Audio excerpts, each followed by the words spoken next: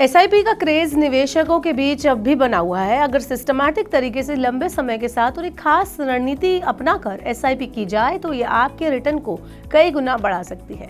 लोग mutual fund के जरिए एसआईपी में निवेश करके लॉन्ग टर्म में अच्छा मुनाफा कमा रहे हैं, लेकिन एसआईपी में निवेश करने से पहले ये जानना बहुत जरूरी है कि इसमें अच्छे रिटर्न का फायदा लंबे समय तक बने रहने से ही मिलता है। एक्सपर्ट्स के मुताबिक निवेशकों को एसआईपी लॉन्ग टर्म के लिए करनी चाहिए और कम से कम 10 से 15 साल तक इस स्कीम में बने रहना चाहिए ताकि आप इस पर अच्छा रिटर्न कमा सके।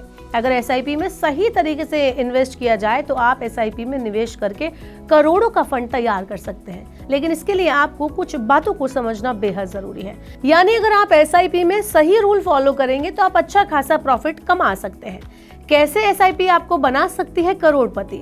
एसआईपी से मोटा रिटर्न पाने के लिए आपको किन रूल्स को करना होगा फॉलो, इन सब की जानकारी इस वीडियो में मैं आपको देने वाली हूं, तो ये वीडियो एंड तक जरूर देखें। अगर आप एसआईपी में निवेश करते हैं तो आप समझ पाएंगे कि सही तरीके से निवेश कैसे करते हैं।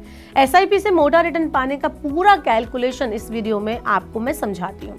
तो शुरू करते हैं। Hello and welcome to money 9, मैं हूँ मीनू शर्मा।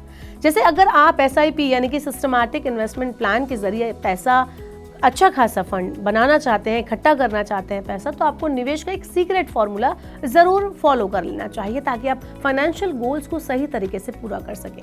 वैसे तो आप अपने फंड मैनेजर की मदद से एसआईपी के लिए बेस्ट फंड का चुनाव कर सकते हैं, लेकिन उनकी सलाह के साथ साथ आपको खुद भी कुछ ऐसे कदम उठाने होंगे जिससे आप एसआईपी के जरिए करोड़पति बन सकते हैं और अपना लक्ष्य जो भी आपने बनाया है उसको हासिल कर सकते हैं। इसमें सबसे पहला रूल है एसआईपी को जल्द से जल्द शुरू करना। अगर आप किसी भी एसआईपी को शुरू करना चाहते हैं तो आप इस फैसले को जितना जल्दी लेंगे आपके लिए ये उतना ही फायदेमंद साबित होगा। इसका अंदाजा इसी बात से लगाया जा सकता है कि 20 साल से शुरू की गई 5,000 रुपए की एसआईपी 30 साल से शुरू हुई 10,000 रुपए की एसआईपी से ज्यादा रिटर्न दे सकती है। जी हाँ, इसमें यही रूल फॉलो होता है। आप अपनी एसआईपी को शुरू करने का फैसला टाले बगैर एसआईपी को जल्द से जल्द शुरू करें। इसके बाद दूसरा बेहद जरूरी रूल है हर साल अपनी एसआईपी को स्टेप अप के जरिए बढ़ाते रहना। आपका फंड मैनेजर आपको फंड स्विच करके या नया फंड लेने की सलाह दे सकता है, लेकिन अगर आप अपने मौजूदा फंड को हर साल 10% स्टेप अप करते हैं, टॉप अप करते हैं, तो आपको लॉन्ग टर्म में ज्यादा मुनाफा होगा और आप एक अच्छा खासा फंड तैयार करने में कामयाब हो सकेंगे। इसके लिए आप अपने हर साल होने वाले इंक्रीमेंट का इस्तेमाल कर सकते हैं। अपने खर्चों को कंट्रोल करके एक्स्ट्रा पैसों को एसआईपी में स्टेप अप के लिए आप इस्तेमाल कर सकते हैं। बस आपको हर साल 10% का स्टेप अप करना होगा। अगर आपकी मौजूदा एसआईपी 5,000 रुपए की है तो हर साल आप इसमें 10% बढ़ा सकते हैं। इससे आपकी इन्वेस्टमेंट राशि जो है वो बढ़ती जाएगी, जिसका सीधा फायदा आपको लास्ट में एसआईपी खत्म होने के बाद दिखाई देगा, क्योंकि ऐसा करने में आपका कॉर्पस जो है वो आपकी उम्मीद से कहीं ज्यादा बढ़ जाएगा। तो इस तरह से आप अपनी एसआईपी को स्टेप अप कर सकते हैं, टॉप अप कर सकते हैं। इसमें अगला रूल है थर्ड रूल, मार्केट में गिरावट से घबराना नहीं है। अक्सर मार्केट में गिरावट को देखकर इन्वेस्टर घबरा जाते हैं और एसआईपी को या तो रोक देते हैं या फिर उसका पूरा पैसा निकाल लेते हैं, लेकिन एक्सपर्ट की माने तो यही समय मार्केट में बने रहने का होता है और एसआईपी में पैसा लगाने का होता है, क्योंकि मार्केट में गिरावट के समय आपको उसी रकम में फंड की ज्यादा यूनिट मिल जाती है जो बाजार में बढ़त के टाइम पर आपको नहीं मिल पाती। तो आपने एक कहावत भी सुनी होगी, डिप में सिप, मतलब जब डिप हो मार्केट, जब मार्केट नीचे जाए तभी आप एसआईपी खरीदें, तो इससे आपको लॉन्ग टर्म में फायदा होगा। जब मार्केट वापस चढ़ेगा और आपने गिरावट में जितनी यूनिट्स खरीद ली थी आपको उसका डबल मुनाफा आपको मिलेगा जब मार्केट ऊपर जाएगा, तो क्योंकि मार्केट बहुत लंबा नीचे जाता नहीं है।